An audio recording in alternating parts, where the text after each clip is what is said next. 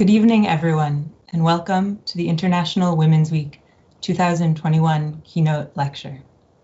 My name is Shira Grossman, and I'm calling in from the lands of the Pawtucket, Whitmuck, Wampanoag tribes.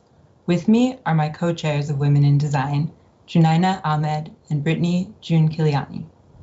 As we acknowledge the Indigenous people whose land we are on and who live here today, we also encourage you all to actively support Indigenous organizations where you live. We've provided links in the chat to some local groups to Harvard. Women in Design is a student-run organization at the Harvard Graduate School of Design committed to advancing gender equity in and through design. Led by women, but open to all, WID works to make the design fields more equitable and open. In light of the historic underrepresentation of women in recognized leadership roles, as well as design's critical need for diversity, collaboration, care, and recentering marginalized voices. We thank you all for joining us today on the week of International Women's Day, first celebrated in 1911. This day is now acknowledged globally and belongs collectively to groups around the world as a day recognizing the social, economic, cultural, and political achievements of women. Since 2017, Women in Design has extended this annual event into a week-long opportunity for collaboration, criticality, and celebration. 1 year ago, we celebrated this week between the walls of Guildhall in Cambridge, Massachusetts, one of the last in-person programs at the GSD before the shutdown. This year, we are celebrating it from a satellite of bedrooms, apartments, and parents' homes across 14 different time zones.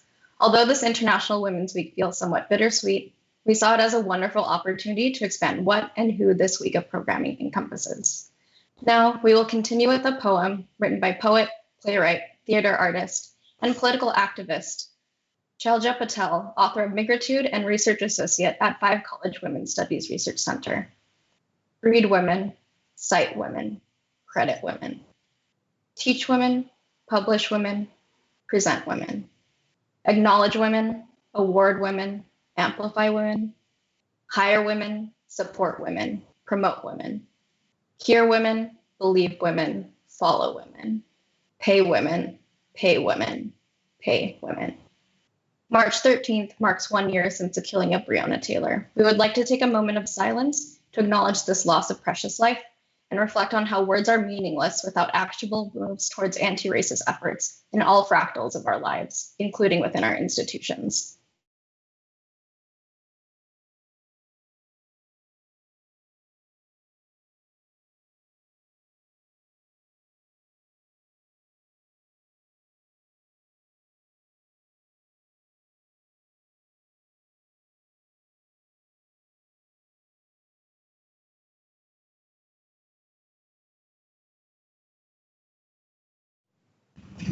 Thank you all. So the theme for International Women's Week this year is grassroots, fittingly brought to life during a village meeting, which is our bi-monthly gathering open to the GSD community, in which members, participants, and visitors alike contributed words of importance to them, with grassroots emerging as a unifying interest. In light of the events of this past tumultuous year, grassroots organizing has single-handedly supported, protected, and significantly changed the lives of thousands of Americans, those that the government actively and consciously ignored. And so for us at the GSD, this theme is a call to our fields to embrace and support a grassroots ethic in our work through academic, professional, or extracurricular activities, to both advance scholarship and break down long perceived barriers between academic work and organizing, protest, and other actions. Right now, there is a larger conversation in academia around what the role of design is in addressing these issues of systemic injustice. However, there still lacks a significant movement within our institutions to build broad, intersectional, and collaborative networks among us. It is happening, but slowly. We have seen grassroots actions recently emerge in the design community through Notes on Credibility and the Design Yard Sale at the GSD, the Designist Protest Collective, Dark Matter University, and many more initiatives across the globe. And so we are seeing discourse that begins to deconstruct current paradigms of oppression in academia. Where we are right now is at a critical point of inflection. This is one of the many reasons we invited Ananya Roy to speak, and are thrilled to welcome her to Harvard Graduate School of Design tonight. We see this event and this week as a call to action for all of us to alter the course of how design advocates for and produces new paradigms of thought, pedagogy, and collaboration through action. Thank you to everyone who made this week possible. The International Women's Week planning team, Kira Stein, Taylor Smith, Morgan Vaught, Aggie Fielding, Barrett Shirky, Arati Kotsoni, and Chloe Soltis, our graphics team, Xiaoji Zhou and Xue Tang, and the Office of the Dean, Communications, Exhibitions, Student Services, and Career Services at the GSD. Now, please join us in welcoming Dean of Harvard University Graduate School of Design, Sarah Whiting. Thank you. And thank you, Brittany, Junina, and Shira, not just for your terrific introduction, but for all the work that you've put into this event and all that you're doing this year as the Women in Design co-chairs. I also want to thank Kira Stein and the rest of the WID team that organized all the events going on in recognition of and celebration of International Women's Week. You've lined up an incredible range of conversations, talks, and workshops. 57% of the GSD student population is female. The GSD's Women in Design's leadership makes me quite confident that the future is bright. Looking at the events of this week, but also the broader impact of the GSD's Women in Design work throughout the year, I'm particularly impressed by the generosity of their programming, which focuses on advocacy, equity, care, and growth, addressing issues that are predominantly rooted in gender inequities, but that permeate well beyond gender. To reference their own phrasing, WID works to make the design field more equitable and open. In their programming and their production of resources, such as the WID Bib, the GSD's Women in Design generously opens doors to share intellectual territories. I'd use generosity to describe tonight's speaker as well, Ananya Roy, Professor of Urban Planning, Social Welfare, and Geography, as well as the Meyer and Renee Luskin Chair in Inequality and Democracy at UCLA. She's founding director of the UCLA Luskin Institute of Inequality and Democracy, which advances scholarship concerned with displacement and dispossession in Los Angeles and elsewhere in the world. She's trained as an urban planner with both a master's and PhD in planning from UC Berkeley. Her award-winning research, writing, and teaching focuses on poverty, inequality, global urbanism, and activism, all topics that have become only more acute and more urgent during the pandemic year. She addresses her topics through the multiple overlapping threads of politics, economics, labor, justice, and society, weaving all these threads together into narratives that are as powerful for the inequities that they reveal as they are for the new directions that they demand. And she writes beautifully, weaving together references that range from the poet Adrienne Rich to the economist Joseph Stiglitz, from Timothy Mitchell to Chantal Mouffe. Whoa, can any of you recite all that back to me? You'd think that with the position that she holds and the breadth and importance of her work, Professor Roy would have been extremely hard to pin down for this invitation. Nope. She wrote back the very same day that WID wrote to her to invite her for this keynote. She asked for some clarifications, and upon receiving them the next day, she wrote a short email. Sorry, that's my cat in the background. Hi, Junina, Brittany, Shira, thanks for sharing your vision for the event. Count me in, best, Ananya. How generous. And that's exactly the word I'd use to characterize Ananya Roy. She's a generous intellectual. The sheer output and range of her formidable intellectual output, her books, her articles, her lectures, and her tweets demonstrates this intellectual generosity. As an urban scholar, she produces knowledge. As a professor and mentor, she produces confidence as well as knowledge among her students. And as a public intellectual, she produces a bridge between the world of ideas and the world of actions. I'm confident that her talk here this evening will offer evidence of all three of these sides of Ananya Roy. Before I turn over the mic to her, I'd like to end by thanking her in advance for this talk, and in retrospect for a plea that she gave in a talk that she delivered in 2014. Among other points she made in that talk, she said, quote, We need institutions that enable dignity and equity. It's my hope as Dean that the GSD can be seen as one such institution, and I want to thank Professor Ananya Roy for joining us this evening to discuss that intellectual imperative and more. Thank you very much. Thank you so much, Women in Design, for this wonderful invitation. And thank you, Dean Whiting, for that generous introduction. To the audience, I can't see you, but I am so very grateful that you are here. And I am delighted to have this opportunity to share ideas and to do so in an open virtual space. I want to give a special shout out to my niece, who is tuning in from the University of Minnesota. And I am sad that we will not be spending spring break together this year, but to many more times together.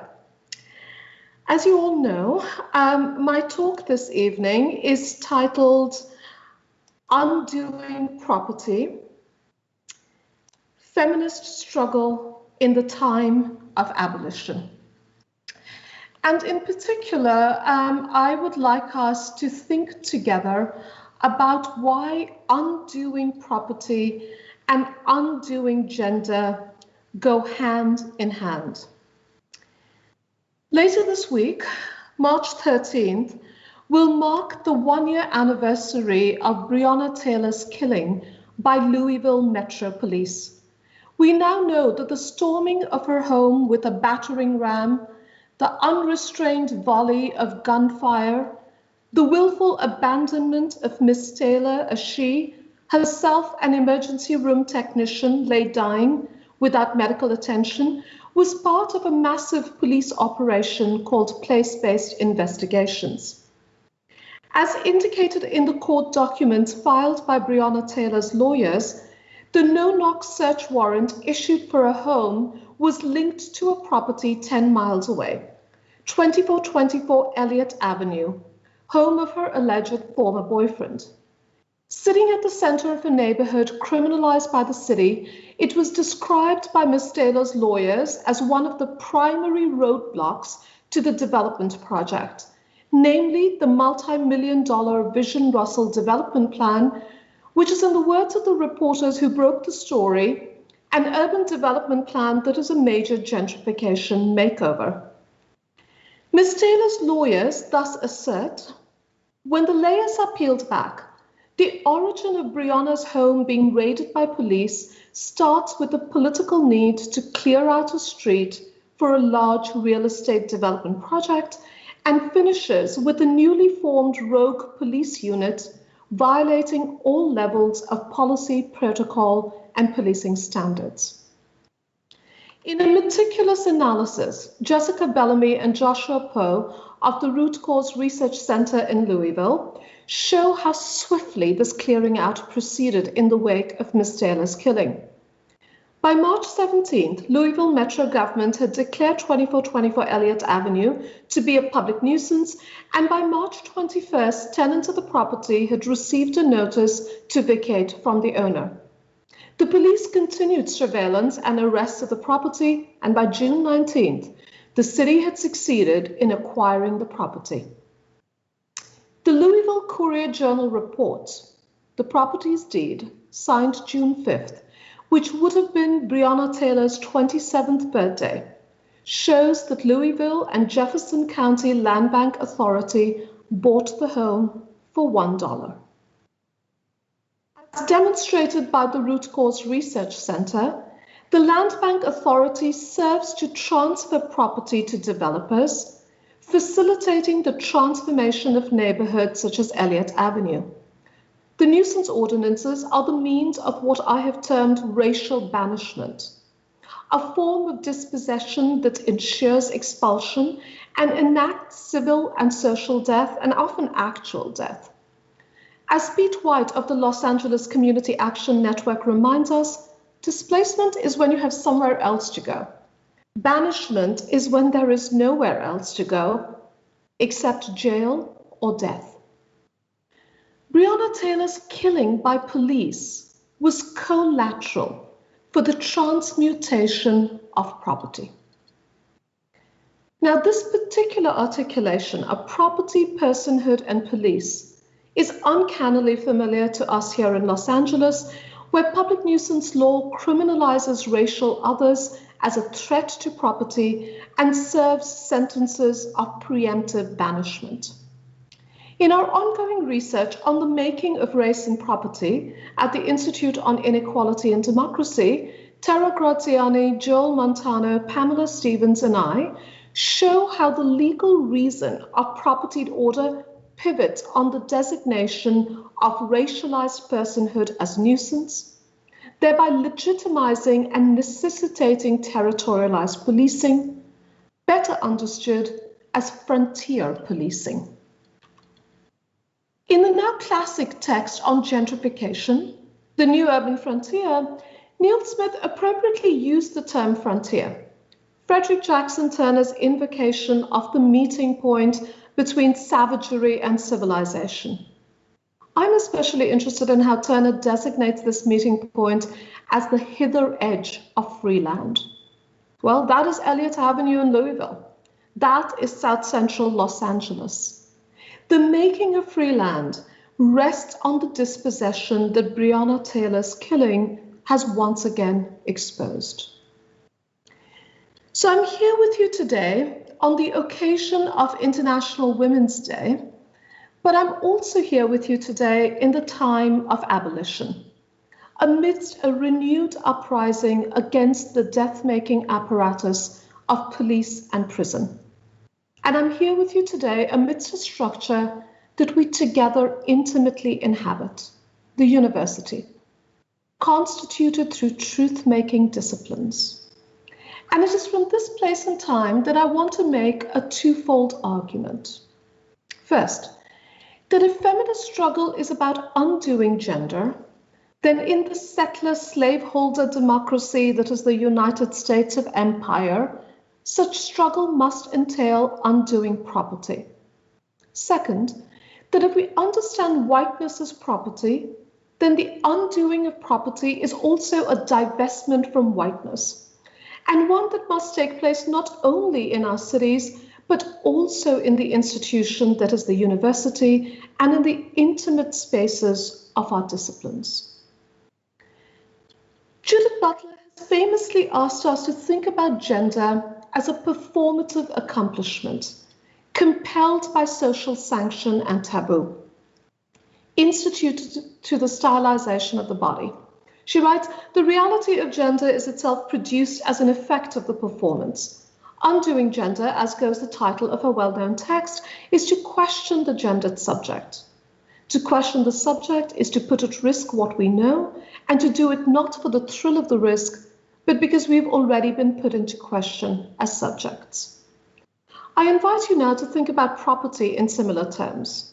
If, as Nicholas Blomley reminds us, property must be understood as material and discursive enactments, then Butler's conceptualization of gender usefully reveals the logics of such enactment. Property is indeed a performative accomplishment, instituted through the stylization of land. Butler's line about gender works well for property as well. Gender is thus a construction that regularly conceals its genesis. We can restate this as property is thus a construction that regularly conceals its genesis. Our truth-making disciplines, urban planning, architecture, economics, play a significant role in the normalization of property, in the concealment of its genesis. We ensure the enactment of property through land use rationalizations, factor market theories, aesthetic judgment, and more. But the issue at hand is not an analogy between gender and property. It is something much more. And for this, we have to keep two important essays by Cheryl Harris in simultaneous view. In the 1993 landmark Harvard Law Review essay, Whiteness as Property, Harris traces how in the US, Racially contingent forms of property and property rights were created through slavery and conquest, and how over time whiteness came to be protected in law as a type of status property, a proprietary prerogative that, like property, entails a right to exclude. But equally important is Harris's 1996 essay on race, gender, and the institution of property. In it, she reminds us that slavery, as a regime of property, configured and structured social and legal boundaries of both race and gender. Harris writes, slavery was the primordial site of the production of racial patriarchy. Especially important for our purposes today is Harris's argument that property operated as a framework of similarity and difference between Black and white women. Black women, as a form of property, had to reproduce property. White women gave birth to those who controlled property. Sabine Brock has thus argued that as a discursive construct, modern gender served the differentiation of white human from Black property, the splitting of white propertied and sovereign humanity from thingified Black flesh as the very basis of transatlantic modernity.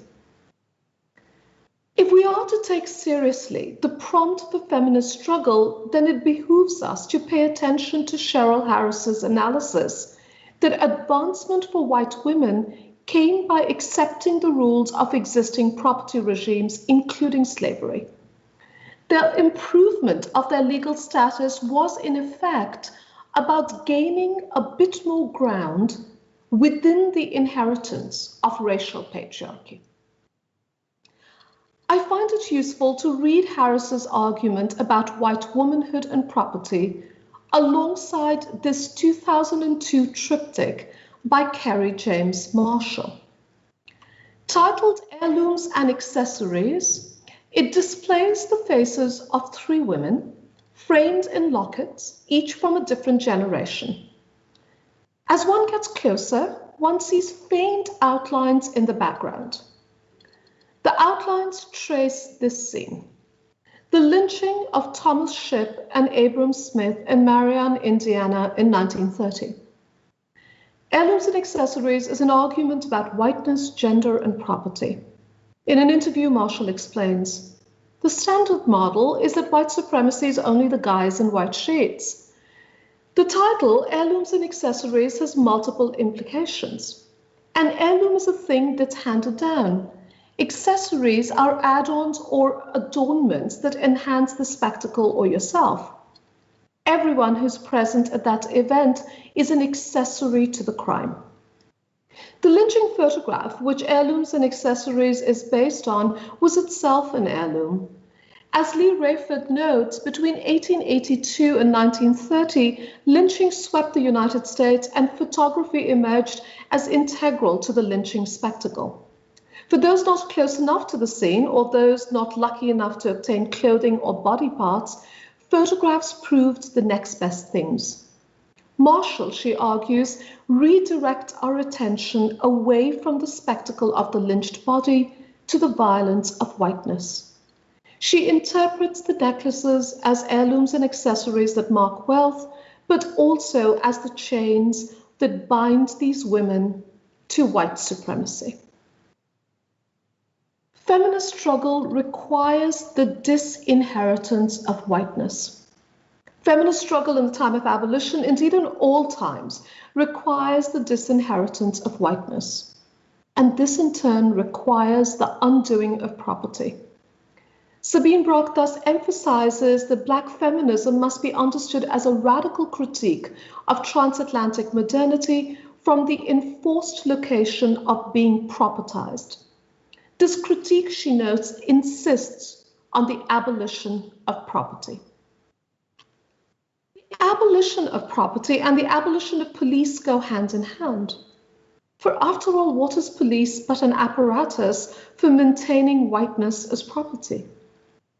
Nikhil Singh calls this the whiteness of police, the police as a crucial method for regulating an unequal ordering of property relations. And I am thus eagerly awaiting Ronaldo Walcott's new pamphlet on property. In a recent interview, Walcott said, "Black people will not be fully able to breathe, a word I do not use lightly, until property itself is abolished." But in the meantime, I think from Walcott's vitally important intervention on the long emancipation. Freedom, Walcott argues, is beyond the logic of emancipation.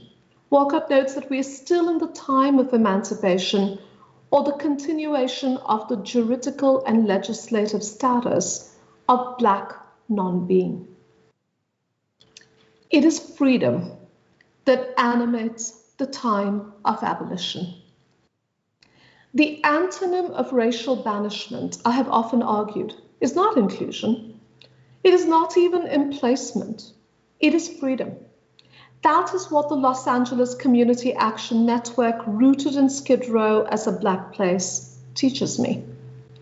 But the point I'm making today is that the relationship between feminism and freedom is a fraught one, mediated through the propertization of Black womanhood and the emancipation of white womanhood. Postcolonial democracy will not resolve this question of freedom. Not here in the United States of Empire, not in India, where I first learned to think about feminist struggle. There too, the articulation of property and gender consolidates caste-class domination. In a stunning short story called Dolathi the Bountiful, translated and analyzed by Gayatri Chakraborty Spivak, Bengali writer Mahashweta Devi shows how the bodies of bonded women laborers become a traffic in wealth, inheriting the debt of their landless fathers, a debt that can never be fulfilled, not even through death. Spivak writes, "Woman's body is thus the last instance in a system whose general regulator is still the loan. She is the ultimate bond slave." In the short story, Mahashweta Devi describes property, gender, and body land thus, to the poetry of Kamya women, bonded laborers. The boss has made them land. He plows and plows their bodies' land and raises a crop. They are all, I don't quite know who's not. But this can only be understood in relation to how power operates in a post-colonial democracy. The poem continues. He has become the government, and we have become Kamyas. We will never be free. The story of Dolathi ends with her death. Coughing up blood, she lays down to die in the clay courtyard of a village school, filling a map of India that has been drawn for Independence Day celebrations. Mahashweta Devi's closing lines are that this displaced body has left no room for hoisting the national flag. In her death, Dolathi is all over India. When I imagine feminist struggle, by which I also mean feminist scholarship, I imagine the undoing of these gender and property logics. Nothing less will do. Whether it be Breonna Taylor or Dolathi, we cannot wait for the endless repetition of death to be enlisted in such work. It must be the possibility of life, not the inevitability of death, that mobilizes us. Women in design, this is the calling. The undoing of gender and property logics. Neither one on its own will suffice. I hope I've made that point today. And such undoing is urgently necessary because the time of abolition is also the time of what Dylan Rodriguez has called white reconstruction. In his words, the long emergence of a hemispheric and global white supremacist modernity. Now, the undoing unfolds for many of us within institutions. And so in the second part of today's talk, I want to analyze and reflect upon what feminist struggle in the time of abolition entails within the institution I inhabit, the university and its truth-making disciplines. I use the term within with deliberate care. In seeming contradiction to the title of her book, Outside in the Teaching Machine, Gayatri Chakraborty Spivak pinpoints this insideness thus: the impossible no to a structure which one critiques, yet inhabits intimately. One way of thinking about this inhabitation of the university and its truth-making disciplines is through presence. In explaining the stakes of his art, Kerry James Marshall insists on blackness as an indispensable presence, a presence in the narrative that's not negotiable, that's undeniable. As declared in this 1995 piece by him, one titled Campfire Girls, here I am. But if we are an indispensable presence in the university, then perhaps we are unbearable. Let me tell you a story. Years ago at Berkeley, when I was an assistant professor trapped in a violently misogynistic department, my self-appointed mentor, a senior woman faculty, diagnosed the issue thus: Ananya, you are such a castrating female. You make men feel so bad about themselves. If you stopped doing this, you would not be so unhappy at work. It's a good thing that I was reading and teaching Sylvia Federici's Caliban and the Witch at that time. I understood the significance of the witch hunt as the means of suppressing revolt and securing the conditions of capital accumulation. Note that what Federici shows in that brilliant book is the simultaneous making of gender and property, that the control of women's bodies was part and parcel of the enclosure of the commons. But back to my self-appointed mentor at Berkeley. Those whom she sought to protect from my nasty feminist ways were, of course, white men, knitted together in a cabal of self-congratulation and self-citation. She was the heirloom and accessory in the structure of racial patriarchy. I was unbearable presence. Indeed, the making of Black, Brown, and Indigenous presence in the university, the making of spaces of feminist study, Black study, decolonial thought, postcolonial critique has taken place amidst what Grace Hong calls regimes of racial management. Today's ever-expanding bureaucracy of diversity, equity, and inclusion affirms minoritized forms of difference, but upholds whiteness as property. And here, once again, I think with Ronaldo Walcott, who reminds us that to think that we can diversify, achieve equity, indigenize, or decolonize without taking on the social, cultural, political, and economic arrangements of whiteness is to enter the terrain of lies. One example of this terrain of lies is that our universities mine and harvest radical scholarship, especially of faculty of color, but also discipline and even criminalize the political solidarities that such work necessarily entails. Dr. Cornel West comes to mind, but there are many others. Sarah thus notes that we are meant to add color to and within institutions. She writes, if we are the color, then we are what gets added on.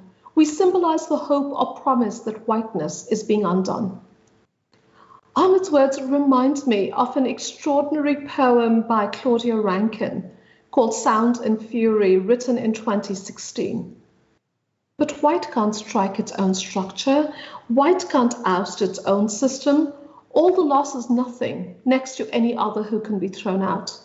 In daylight, this right to righteous rage doubles down the supremacy of white in this way. And so presence will not suffice. Not for the undoing of gender and property logics, not in the racial patriarchy of the university. What is needed is the disinheritance of whiteness. Let's call this abolition. What is the university in the time of abolition? Abolition is neither of nor for the university. Abolition isn't a grand challenge that universities will solve. University research officers will not issue a patent for a police-free world. No provost task force, no special advisor to the chancellor will figure out abolition. Abolition is struggle, and that struggle requires constant refusal within the university. My use of the term refusal pays homage to what Sarah Haley called Black radical feminist refusal, and to the practicing refusal collaborative convened by Tina Kampt and Saidiya Hartman. Refusing to be the diversity worker, Sarah Ahmed's felicitous phrase, in what Pia Chatterjee and Sunayana Myra call the Imperial University. Refusing to be a citationary alibi. That nod to feminist or postcolonial or Black thought while keeping intact structures of white theory. Refusing the white spatial imaginary, George Lipset's description of the hidden architecture of landscape, as do Lisa Bates and colleagues in Planning Otherwise.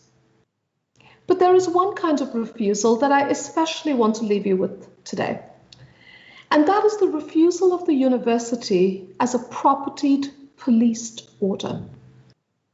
The refusal of the university as a propertied, policed order. My final story for today's talk is a glimpse of such refusal. On June 2020, at the height of the national uprisings protesting George Floyd's killing, UCLA administration gave permission to the LA Police Department to use the university's baseball stadium, named after Jackie Robinson, as a field jail to detain protesters. Arrested in different parts of the city for curfew violations, hundreds were brought on buses to the parking lot of the campus stadium, where they were held through the night without access to restrooms, food, water, information, or medical attention. The incident led to the formation of the Divest Invest UCLA Faculty Collective and the No UCPD Student Coalition, now aligned with the statewide movement for cops off campus. Fed up with empty gestures of racial justice, including the continued expansion of the diversity bureaucracy and the liberal ploy of police reforms, we demanded and continue to demand abolition, including the dismantling of university police forces and the severing of contracts between the university and external police forces and security agencies. Learning from movements such as the Stop LAPD Spying Coalition that have drawn attention to academic complicity, we also challenge how the university is enmeshed in the circuits of money and expertise that undergird policing, militarism, and mass incarceration. Acutely aware that UCLA administration had made no redress for its facilitation of the detention and criminalization of Black Lives Matter protesters, we, faculty and students, together with racial justice and spatial justice movements, gathered at Jackie Robinson Stadium on November 1st of last year, 5 months after the field jail, to honor detainees, hear their testimony, and situate their detention in the broader context of racialized dispossession in LA. Our gathering was a collective remembrance of lives stolen by state violence. From Joseph Reyes, homeless Angelino, who died shortly after his belongings were destroyed in a sanitation sweep in Koreatown, to Andres Guardado, gunned down by LA sheriff's deputies. The stealing of lives, we know, is entangled with the stealing of land. Indeed, as scholars of race, space, law, gender, empire, we were keenly aware that the site of detention, the stadium, manifests a very particular property regime. Indeed, the stadium sits on land leased by the university from the Veterans Administration, which in turn occupies the lands of the Tongva people, unrecognized and unnamed in the lease. The sprawling VA campus, which has been federal property since 1888, is mandated to be used for housing veterans, and yet much of it remains a scene of what Ruth Wilson Gilmore would call organized abandonment. Its vacant buildings and deserted community gardens stand in stark contrast to the rising numbers of homeless veterans in LA and the growing encampments of homeless veterans at its fence. Recent reporting by Knock LA, a journalism platform grounded in community organizing, exposed the secret and corrupt property deals between the VA and UCLA that continue to unfold here, under the guise of the land lease. When the VA was earlier sued by homeless veterans for the misuse of this property, UCLA intervened in the case, arguing that the loss of the stadium would mean that its baseball team would become homeless. It then named every athletic facility in sight after Jackie Robinson. A trespasser on twice stolen land, the university is proficient at demonstrating its loyalty to racial justice. Policing is both the precondition and effect of stolen land. Together, the VA and UCLA collaborate in choreographed over-policing with multiple police forces asserting jurisdiction, including to harass Black homeless veterans seeking treatment at the VA medical facility. I know spaces like this well. The excess of sovereign power, the territorialized ambiguity created by leases and plans, I know it well. I call it the post-colony. And it is from here that we, the Divest Invest UCLA Faculty Collective, have sought to broach the question of abolition. I would now like to share with you a 2-minute video from a video sequence titled Abolition Reels that marks collective remembrance on twice stolen land. Let's please show the video. The university is allowing the LAPD to use Jackie Robinson Stadium to protest protesters. Protesters were handcuffed and remained on the bus for more than 7 hours without water, food, or access to bathrooms.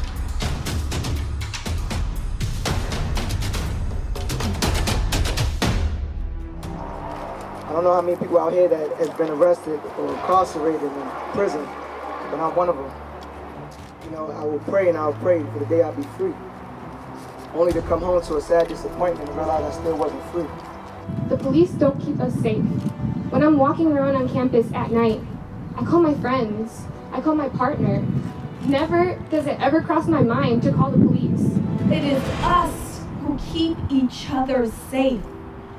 Public safety relies on strong community. It relies on love. It relies on spirit. It relies on our willingness to see a world cracked wide open.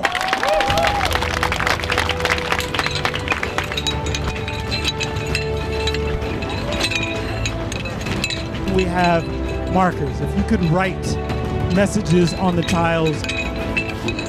And when we talk about ending the policing system, we're not talking about ending systems of public safety. We're talking about ushering in real systems of public safety. That's what these tiles are about. They're not about the handcuffs that are on them. They're about the energy that we're pouring in to abolishing handcuffs.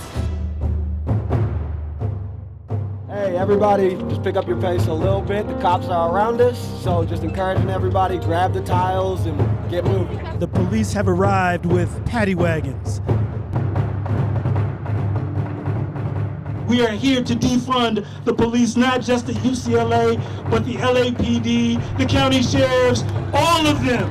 Can I get a ride on? Right on! Can I get a ride on?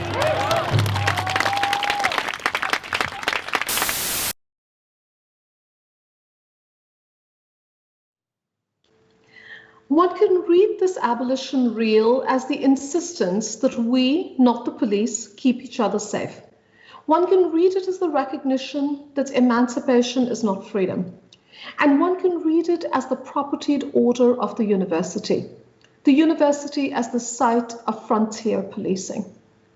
Our truth-making disciplines are fully implicated in such structures of property and police. It is thus that a few days after our November 1st protest, I and other members of our faculty collective received communication from the UCLA VA liaison, a professor of geography, wishing to clear our misunderstanding about the jurisdictional issues defined by the stadium's lease. Now, I know that damn lease. I know every parcel of land it covers. I know all lawsuits and settlements pertaining to it. I have read every audit of the land use that falls under this lease, and I know every line of the 1888 land deed that this lease both reifies and violates. The professor of geography wasn't simply mansplaining a lease to me. He was issuing a threat on behalf of UCLA and the VA, accusing our presence at the stadium of being unauthorized entry. He warned that such activities do not fit under the lease and is under the jurisdiction of the VA Police Department and the federal court system. The professor of geography upholding property in police is not alone. The professor of anthropology writes the algorithms of predictive policing that form the racist foundations of place-based investigations. The professor of social welfare writes the report lauding community policing, thus enabling the formation of a new bureau of the LA Police Department, the Community Safety Partnership Bureau, with an iron grip on public housing residents. Such is our role, the title-holding professoriate in the concealment of the genesis of property and its precondition and effect, the reproduction of policing. Our role in this concealment and reproduction is often rather precise, and I like to pay attention to the details. So in threatening us with police action and federal arrest, the professor of geography was in effect protecting a parking lot where Black Lives Matter protesters had been detained in buses and where we had staged our collective remembrance. The parking lot where we had put down our tiles is indeed a site of jurisdictional ambiguity, an overflow of legal meaning. In that recent expose of land collusion between UCLA and the VA by Knock LA, a line caught my attention. A negotiation made with UCLA to allow new baseball field to be built in exchange for the VA regaining parking spaces for exclusive use, which the university had previously used for overflow parking at baseball games. They should have added, and field jails. Dorothy, whose story I'd shared with you earlier, is a name that can be interpreted, as Spivak notes, as traffic in wealth. But here too is traffic, the exchange of parking lots and baseball fields to maintain propertied policed order. In this case, it's simply called the lease. To wage feminist struggle in the time of abolition is to refuse to fit under the lease. It is in the settler present, in the post-colony, in the afterlife of slavery, to refuse to recognize the damn lease. And so I leave you with the handcuff tiles designed by Philomena Cruz and the words penned on them by those that insist on gathering for abolition. Such gathering is the refusal of the propertied, policed order of the university and indeed of the world itself.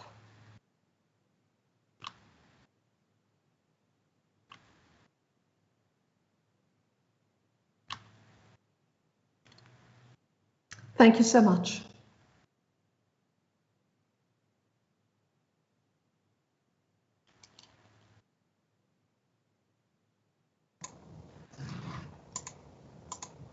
Thank you, Ananya, for that powerful lecture. I'd like to bring in Janina, Brittany, and Kira Stein, who has led this International Women's Week programming, for our discussion. Hi, Ananya. Thank you for joining us. There is fodder here for so many conversations. Wow, I'm sure everyone in the audience is just as thrilled for this conversation as we are. But we thought we'd start off by asking you about balance and tension. And so calls for abolition are often framed in relation to and in conflict with reform. And while incremental reform can, on the one hand, seem pragmatic, it can also be used to sustain the status quo and prevent systemic change, as you alluded to, particularly within the university system. So we ask, how do you balance this tension, and is it possible to merge the two approaches as reformism towards abolitionism? Thank you so much for that question, and I'm so delighted to be in conversation with all of you. When we were backstage, I kept saying, let's skip the talk and just get to the conversation. So that is such an important question, Brittany. And no, I don't think abolition and reformism can be reconciled. I don't think feminism and reformism can be reconciled. But I do think that this is a time, indeed, of the entrenchment of reformism, that precisely under the sign of racial justice, in terms of institutions expressing their loyalty to racial justice, we are seeing the rolling out of all sorts of reforms and co-optations. So at UCLA, not surprisingly, after all of the insistent demand on some amount of redress in the face of all of the calls for divestment, what the administration proposed was akin to a civilian review board, a campus safety task force. And again, not surprisingly, the faculty and students organizing for abolition said hell no to that task force. But those forms of reformism are all around us. And I think it behooves us to think about what refusal and rebellion would entail rather than reforms, and what that means, particularly, as I noted in the talk, within institutions.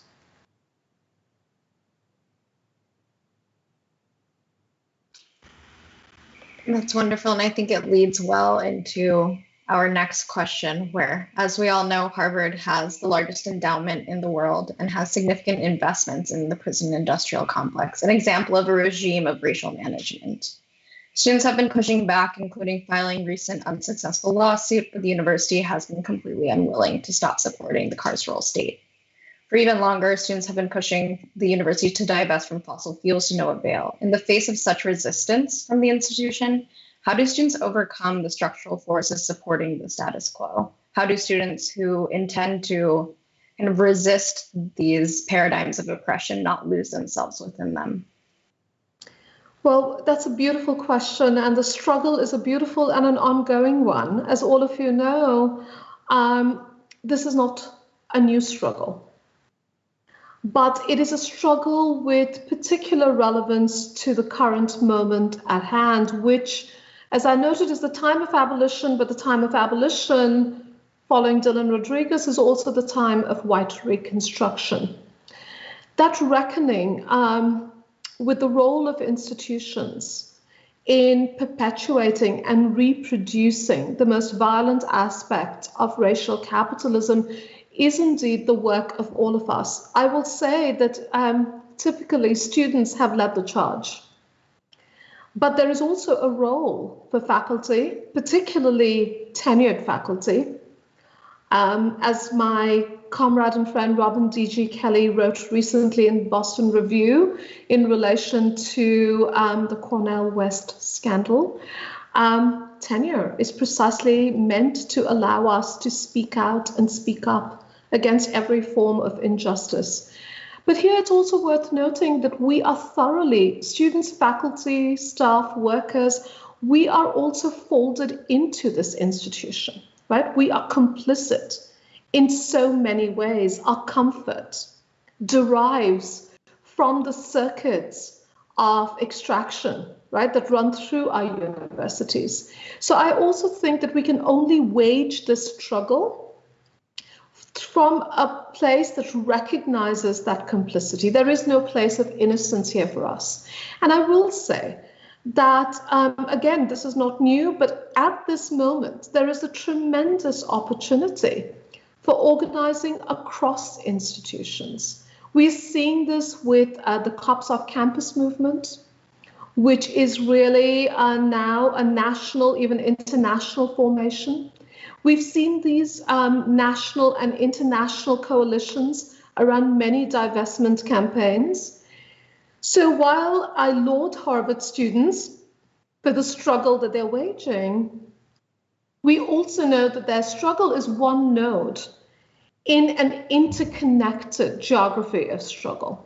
And I will say that I think there is also quite a bit for us to learn from the struggles of university workers, by which I mean faculty, but also students in universities outside the United States of Empire, where the relationship between state power and universities has been reformulated and restaged. Thank you so much. And that brings us perfectly to our third question, which is, we're so inspired by the UCLA Divest Invest Faculty Collective's demands of leadership. And at the same time, we've witnessed universities, including Harvard, take actions that appear to be intended to chill faculty political action. Here at Harvard, the university has denied Dr. Cornel West tenure, as you mentioned. And at the University of Mississippi, Garrett Felber, a respected historian, was terminated from his position for his anti-racist actions. In this environment, how can students support professors and ensure that they are not subject to retaliation for anti-racist actions? Thank you so much for that question. So yes, as I mentioned in the talk, Dr. West is very much on my mind this evening. And the specific point I made is that our university is so proficient at expressing loyalty to racial justice, so proficient at expanding the diversity bureaucracy, have learned to harvest and mine the radical scholarship of faculty and students, right? While also disciplining and criminalizing the political solidarities that such work necessarily entails. So they want the Dr. Cornel West brand, but not the political solidarities that his work entails. I think, again, solidarity matters, solidarity across academic institutions, across various institutions, solidarity across worker, student, faculty lines. But I think also that this is a struggle that has a specificity to it, that there's certain kinds of political solidarities that are being criminalized. We saw that with Professor Saleta. Professor West has repeatedly talked about how it is his support of the Palestinian cause that has most likely led to this tenure denial.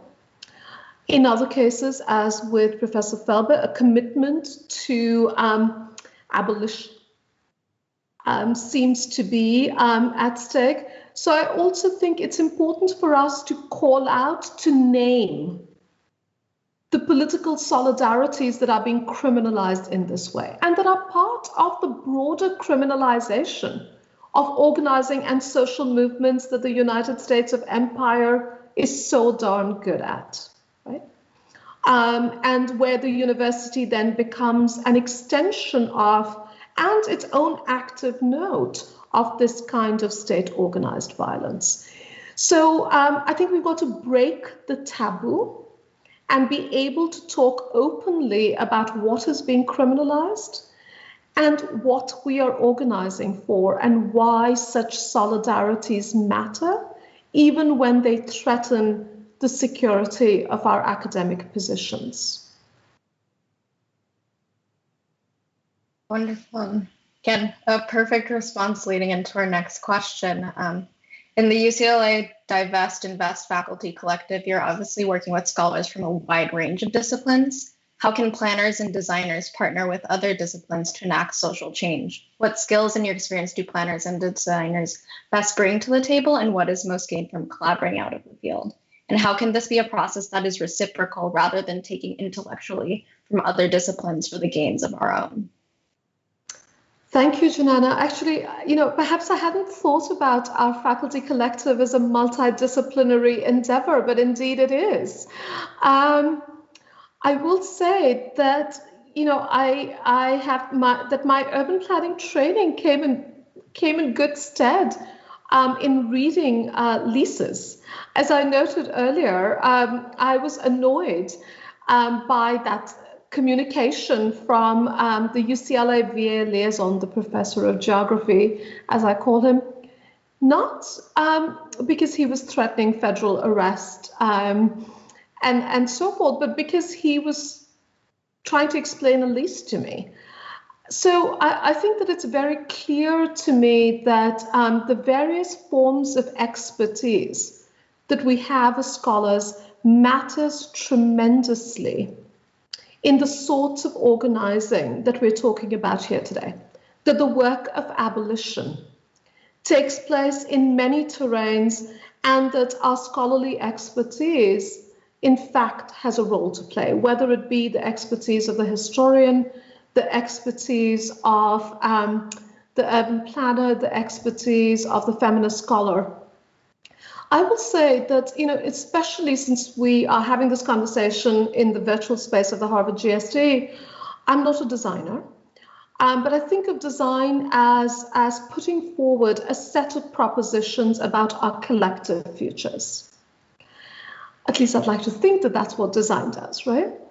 And so I think that abolition is in fact an opportunity to put forward a set of propositions for collective futures. I often invite my urban planning students to think about plans for freedom. And the first plan for freedom that I invite them to read in the histories and theories of planning class that I teach in the fall quarter that all of our graduate students take in urban planning at UCLA is the platform of the Movement for Black Lives. That right there is an extraordinary plan. That right there is plan making for freedom.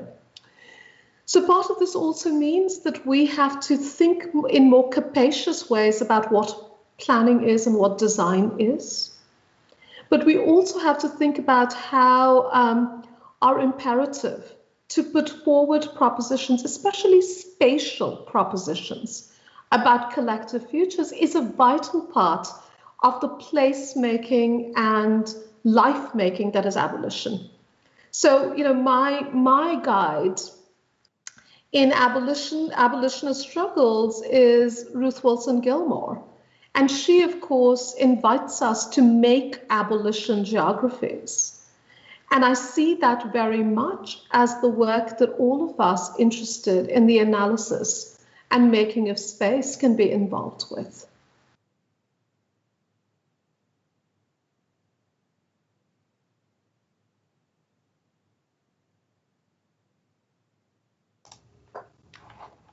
Thank you. So last night in our event with the Designers Protest Collective, which is a school we're increasingly inspired by, they stated for nearly every injustice, there is a design or policy that supports it. The actions of the carceral state play out within the built environment, as you discussed regarding the appropriation of the Jackie Robinson Stadium during racial justice protests and Breonna Taylor's untimely and unjust murder. What can designers do to challenge the manipulations of our designs of the built environment? Yes, thank you for that. So that goes back to that question of complicity, right? And this is why in the talk I repeatedly mentioned the truth-making disciplines and our role in concealing these processes of violence, right? Whitewashing these forms of violence. So there are all sorts of ways in which we, by which I mean, disciplines like urban planning, architecture, and so forth, are directly implicated in the sorts of violence that we would like to protest and dismantle. I started with the example of Ms. Taylor's killing because the broader apparatus of place-based investigations is not unique to Louisville. It's present in all of our cities. And it shows the ways in which this kind of policing is a key ingredient of the forms of urban development that my discipline and profession, urban planning, props up. So again, we are thoroughly complicit in these structures, and until we name them and dismantle them, we will continue to be complicit. You know, these issues have come up in quite explicit ways in architecture, planning, and design with sort of the rise of Trump. And I remember very fierce debates right after Trump got elected when the AIA leadership pledged allegiance to the then elected president. And the backlash from the AIA membership, right? The hashtag not my AIA. And you'll remember that the AIA leadership pledged support for Trump, saying, yes, we're here to build the infrastructure, we'll produce the jobs. And I remember, you know, writing about architecture and planning at that time as an infrastructure of assent, right? We assent to these forms of violence. And it then broaches the question of what it would mean for us to divest from that whiteness. But around that time, and in relation to those conversations, I remember Jonathan Massey, who's now dean at the Taubman College, noting that architects had to refuse certain forms of design, that withholding their labor was an important form of architectural agency, refusing to design the border wall, right? Refusing to design the detention centers. Now, those examples are perhaps more obvious. I think where complicity requires attention is when the examples are less obvious. And that's why Elliott Avenue matters, right? The acquisition of seemingly rundown properties that are criminalized by the police as drug havens. Surely a makeover of this neighborhood is improvement. Surely that is progress. And yet it is under the signs of improvement and progress and so forth, right, that the reproduction of policing continues. And that is what we need to be attentive to. But I think we also need to build the structures of planning, design, and architecture that are truly alternative structures, that are truly divested from these systems of complicity, right? And I do think that's possible.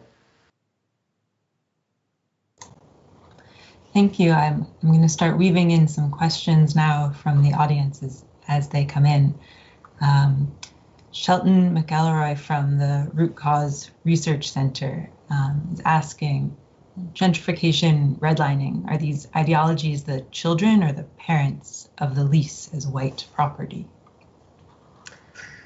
That is a wonderful question. And again, shout out to the Root Cause Research Center, whose work is so inspiring. I invite you all to take a closer look at their analysis, as well as at the eviction lab that they have recently set up in Louisville. I think, so my line about policing was that policing is both the precondition and effect of stolen land. I would argue that the forms of displacement and the forms of containment that are embodied in gentrification and redlining, right, as examples in this question, are both the precondition and effect of these systems of whiteness. So in fact, as we all know, and as we have seen over the last 15, 20 years, unfortunately, unmaking the whiteness of our spatial systems is not as straightforward as simply undoing redlining, as simply changing zoning patterns, because the systems of racial violence that we're talking about today find new forms and new mechanisms. So I think we've got to think about the intricate relationship and the ways in which whiteness as property, as Cheryl Harris put it, finds new inhabitations within our cities. And clearly, those new inhabitations rely on and produce racialized policing, which is why in thinking about the undoing of property and gender today, I have been inviting all of you to think very much about policing as central to those logics.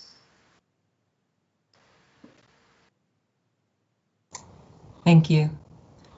Following up on that, Samia Kirchner asks, in understanding the making of gender and property, is there room to also reflect on, and this is quoting from Toni Morrison's Cinderella's Stepsisters, to reflect on violence that women do to each other? Yes, absolutely. So I hope that in the talk, I provided a glimpse of the entangled constitution of Black womanhood and white womanhood in the context of racial capitalism in the US. But I would argue in the context of India, which I briefly mentioned, if we are to think about caste class domination, one could think about other such entanglements that produce a normative womanhood.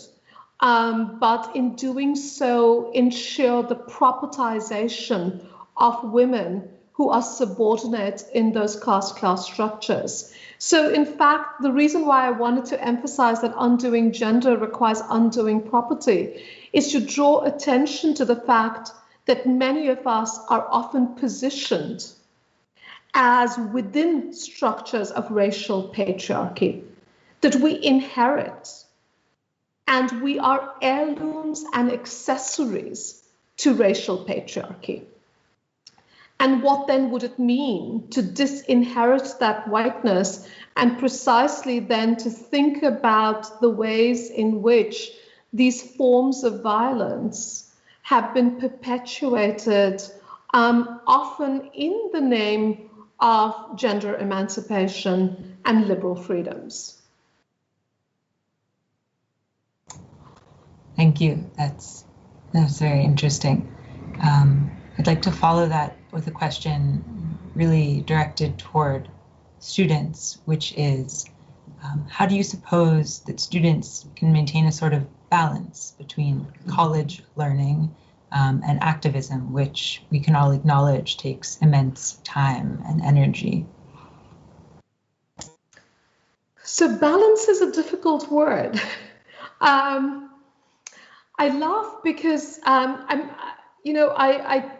I don't see myself as striving for balance, but I do see myself as striving for joy. So one of the things I talked about being trapped in a violently misogynistic department at Berkeley, which I was. That is also the department that I received my PhD in, right? Familiar structures. But I learned early on that it matters to have a full academic life, a life, not a career. And that means building deep friendships and relationships of solidarity within academia. And in many ways, I will say that my women graduate students taught me that while we were all trapped in a violently misogynistic department at Berkeley. Right? They taught me how to drink bourbon. They taught me to build relationships that exceeded the misogyny and violence that we were constantly negotiating, right? And it is that sense of being able to build joy and solidarity within academia, I think, that has always stayed with me. And is present, I would argue, in the abolitionist organizing we're doing at UCLA. It's present in the tiny but mighty Institute on Inequality and Democracy, and so forth. So I'm not sure it's balanced, because there are moments that require us to give the struggle everything we have. But I will say this, that for myself, I don't think of myself as an activist. I think of myself as a scholar. So I'm not an activist because while I accompany movements, and in many of the struggles that I care about, I seek to be in solidarity with movements and learn from movements. Movements, particularly those in LA, are my teachers. I see my primary identity as a scholar. And what I'm interested then in is the transformative role, the radical role of that scholarship. I do believe that the scholarship we produce has a role to play in transformative change. Right? But in that role, as I am arguing, balance is not often what I at least am able to achieve. But the sheer joy, right, of doing the work and of doing it in solidarity with movements is an important part of a full academic life. It's interesting to hear you speak of joy supplanting kind of balance in your schedule, and I'd like to follow that up. And you mentioned your students and what you learned from them with a question that we have from the audience, which is, how do you teach your students about refusal? That's an excellent question. I think I teach my students about refusal partly by modeling refusal and by talking in public ways about those forms of refusal. We all often have to engage in forms of refusal and rebellion that are secret and secretive. There's a lot of secrecy in academic structures. And I think it's important, I think it's a feminist practice to make public what we are told to keep in the family. Right? And so it's very important, I think, to model this refusal, to be clear about the risks and sacrifices that this entails. And this goes back to the question that Kira was asking around those risks. And I think it's important, therefore, to think about what refusal means to each of us. I don't think there is a formula of refusal. And there have been many times in my life where I have not undertaken refusal, where I have been totally inside power. And all that I have done is perhaps snarkily critiqued being inside power. Right? But I think it is important for us to, in fact, be very public and to make this a public transcript that accompanies what is often the veneer of academic success or of academic production.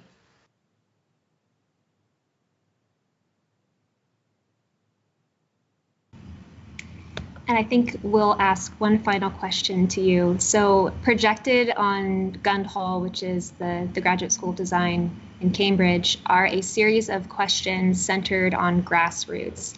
And I think we'd like to ask you one of those questions, which is, how do you challenge your roots? That's a beautiful question. So when I think of my roots, I think about Kolkata, India, where I grew up, and a city that taught me to be an urbanist and taught me to be a feminist. And the roots that I find myself often needing to challenge is what I would call middle-class complacency.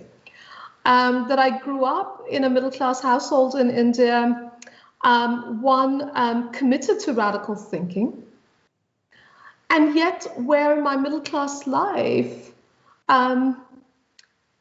shielded me from any serious engagement with the forms of inequality on which that middle-class life rested, right?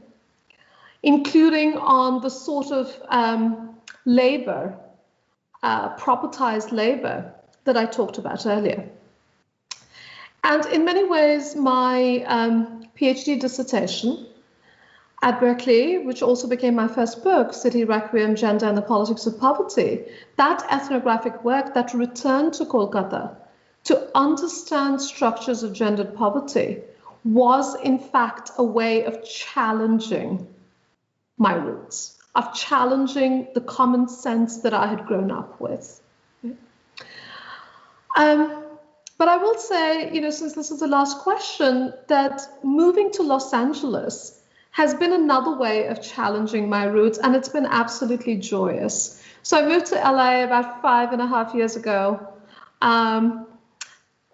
to establish the Institute on Inequality and Democracy at UCLA, and I hadn't really ever spent time in LA. And when I moved here, I realized that LA is like all of the wonderful southern cities that I'm used to working in and learning about. And LA uprooted me and rerouted me and rerouted me. That here I've had the opportunity to learn from the most inspiring, extraordinary spatial justice and racial justice movements, and to build a tiny but mighty institute that journeys with those movements. So, it was very interesting to, at this point in my life, to go through this process of an uprooting and to think about what a rerouting and rerouting means, and what in particular then places us, right? And in LA, it is a sense of being a part of a city with, again, stunning inequalities, right? But a city where that project of racial banishment is not complete and can never be complete. Because in fact, this is also a space of constant struggle, of constant dream making, of freedom dreaming. And so I will say that, in fact, the uprooting and rerouting and rerouting is an important part of the sorts of struggles and journeys we're talking about here today. What a great question and beautiful response for us to close out and reflect on. For the audience, we hope this conversation has been as productive for you as viewers as it has been for us as participants. Thank you, Ananya, first for your prompt enthusiasm for joining our programs this week, and second for bringing such a pertinent conversation to our institution. We hope that this lecture, along with the rest of the week, brings moments of reflection for all on how we move forward as individuals and as a part of a larger system. A huge thank you to all of our team members that have made this week possible. Though Brittany, Sheer, and I are the faces of WID, there are countless members and support systems that make WID run. And we hope that you all have a great rest of your day.